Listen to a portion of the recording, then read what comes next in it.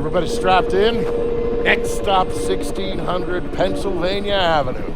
Hello, ladies and gentlemen, and welcome to episode 10 of Let's Play Splinter Cell Conviction. In the previous episode, we ventured into the Michigan Avenue Reservoir to disable the EMP generators located there in an effort to protect Sam's daughter Sarah from harm. Having completed our objective, we are extracted by Sam's friend Vic via chopper, but not before witnessing the emotional reunion of Sam and his daughter. Dad? Sarah.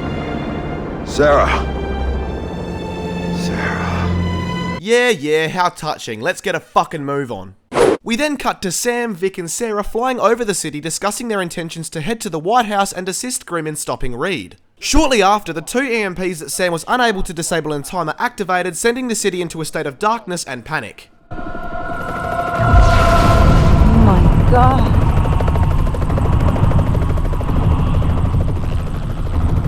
Jesus. Those things are supposed to be clean. Upon witnessing the damage Reed has caused by his actions, Sam and his powers are shot out of the sky. Missiles! Inbound! Sarah, hang on. I didn't think they'd have air defenses set up around the White House. I was wrong.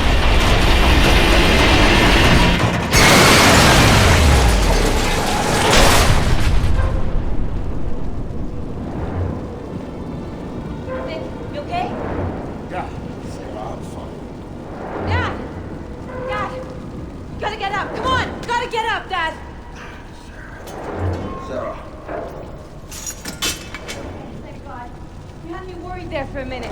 Having crash landed in what appears to be a theatre, it's time to head towards the White House. However, as we make our way towards the entrance, we notice that quite a few Black Arrow goons have come to make sure we're dead. Needless to say, approaching them directly... I gotta say guys, that was a clever move taking out the chopper. For a second there, I actually thought that I was going to Isn't an advisable way of doing things. So the way that we are going to handle the situation is to, while peeking around this corner, mark these three guards temporarily before turning around and discreetly making our way through the door on the left. Upon entering the foyer, we'll sneak up to this counter and prepare to deal with the wanker on the other side. Hey guys, just a thought. Do you think that maybe we should be watching the side exits as well? Wait! Actually, that's a good point. Okay, everyone get eyes on the side. Too late! Now that we have their attention, we'll double back to the side counter again and wait for the Black Arrow reinforcements to inevitably storm into the room. Then, after squatting in the darkness for a short while longer, we'll begin our assault. Hello there, fuckhead! Now we'll head back to and leap over the counter and hide once again from the two remaining guards until we receive an opportune moment to strike. You know, Charlie, I was thinking, perhaps what we're doing is wrong. We're the villains in all of this, and Sam Fisher has every right to do what he's doing. Ooh! Reginald, I couldn't have put it better myself. In fact, your words have inspired me to turn over a new leaf. I'm going to put down my weapon and help Sam Fisher stop Reed's evil plans once and for all. Whoopsie daisy. Now, we're not out of the woods just yet, as we have two more thugs standing between us and the exit. So let's get a little bit closer and... Holy shit, look at the size, idly round shape and metallic texture of that mosquito. It almost looks like an explosive. Great. Yeah. How annoying is it when one of your co-workers is killed in a fiery explosion? Pretty inconsiderate of him, actually. Anywho, as the final guard immediately forgets about the death of his comrade and returns to his post, we'll hastily make our way towards him and take him out. Hey, there he is! You did your best, mate. You deserved a break. And with that, we'll make our way out of the theatre and onto the streets of DC. As Sam ventures deeper into the downtown district, we're forced to walk at a snail's pace as we bear witness to the chaos and destruction that has fallen upon the city as a result of Tom Reed's actions. According to video game logic, cars that are on fire are likely to explode. For Pete's sake, Simon, what are you, stupid? Get back from over there, it's too dangerous. Ah, fuck off, Luke. It's just a little bit of fire, you wimp. And look, I just found $1. Let's see you call me stupid next.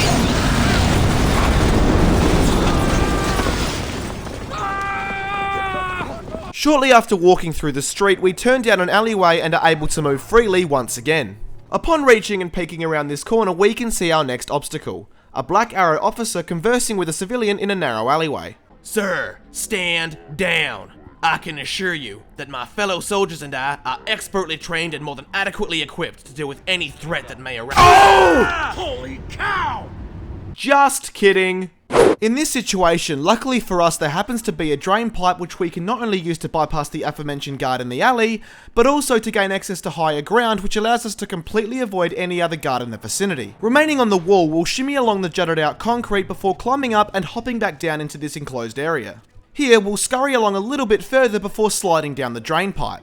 Once back on solid ground, we'll carefully sneak behind this guard and prepare to proceed. See? Quick, easy, and no casualties. But I guess one for the road wouldn't hurt. Hey George, I've got a really funny feeling in my neck. Do you think that maybe I should see a chiropractor?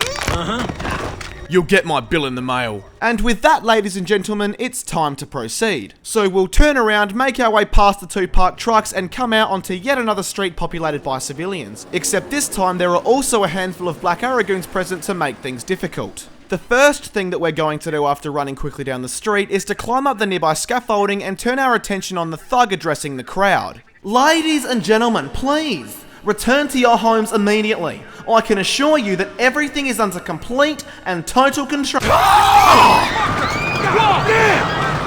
Having shot the dickhead with the megaphone, we'll use our sonar goggles to locate the additional guards, mark them to keep track of their locations, and drop down from the scaffolding to the ground below. Now we'll remain crouched and make our way along the path to an opening in the fence. Aha! I've got you! Continuing now through the construction area, we'll shoulder up to this barrier, wait for the guard ahead of us to move away, and make our way forward. Taking cover by this covered crate, we notice what would have to be a vision-impaired Black Arrow henchman making his way towards us. So let's deal with him. You know, I'm all for equal opportunities, but I'm beginning to think that perhaps a villainous gun-toting henchman wasn't the wisest career choice for a blind person such as myself. Oh, is that you, Darren? After taking care of that minor inconvenience, we'll discreetly cross the street and briefly pause behind the powered road sign. Now, what we want to do here is create a diversion that will lure the nearby guards away from the fence so that we can pass through it. So we'll lob a remote mine onto the car in the distance and hit the detonator. Minor explosion! The explosion grabbed the attention of one of the guards, but as he moves away and we creep our way forward, we can see two more guards lingering ahead. But nevertheless, we must proceed. Men, be sure to keep your eyes peeled and your heads on a swivel. The last thing we want is for Fisher to get the jump on us. Fuck! Well, people, we've been detected. Here, the best thing for us to do is to immediately dart into the shadowed area, get out of sight, and sit tight until the coast is clear. Eventually, the guards will moronically begin to search for us in the area opposite to where they just saw us run, giving us the opportunity to leave our hiding place and make our way down the street.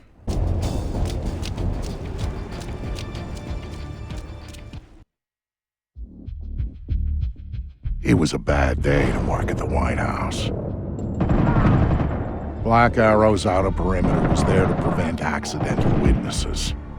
Then there was the inner cordon around the White House to make sure nobody bothered Reed while he did his dirty work. After all, the army was eventually going to get its ass in gear and start airlifting people into the city. Then there was going to be some explaining to do. Reed's solution was brilliant. If the cavalry showed up after he'd taken out the president, then Black Arrow was there to help secure the White House and our new president. If not, Black Arrow would be the scapegoat, and their resistance would buy enough time for him to finish the job.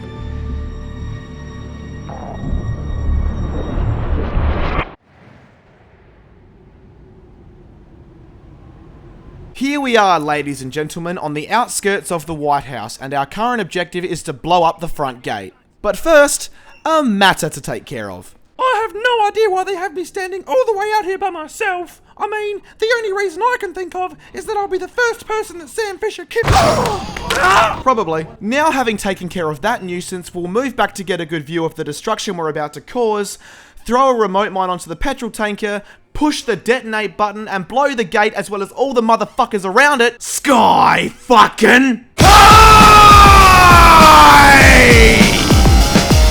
Yeah!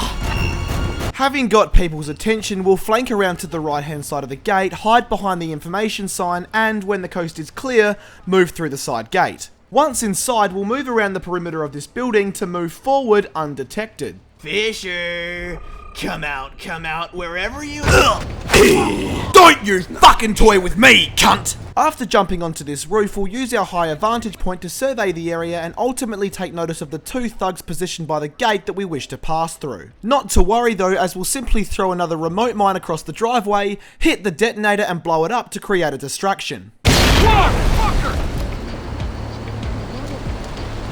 With both of the guards taking the bait and leaving their posts, we're clear to jump back down to solid ground and discreetly proceed through the gate.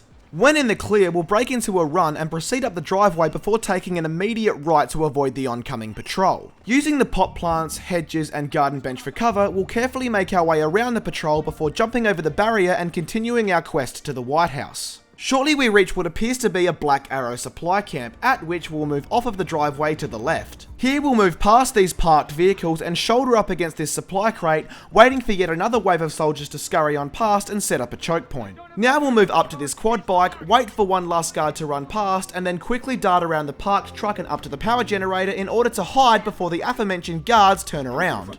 And we'll stay hidden by this generator until we're ready to make a move without any guards noticing. Which is now. Still no visual on the target. Excuse me, sir, would you ever so politely get the fuck out of my way? Thank you. Stay alert. Gotta turn up. So, Fisher wants to infiltrate the White House and rescue the president, huh? Well, over my dead if you insist. And now, ladies and gentlemen, we're going to use the nearby hedges to discreetly flank around the final wave of enemies just as the music takes a turn for the dramatic. Go on in. Stand by.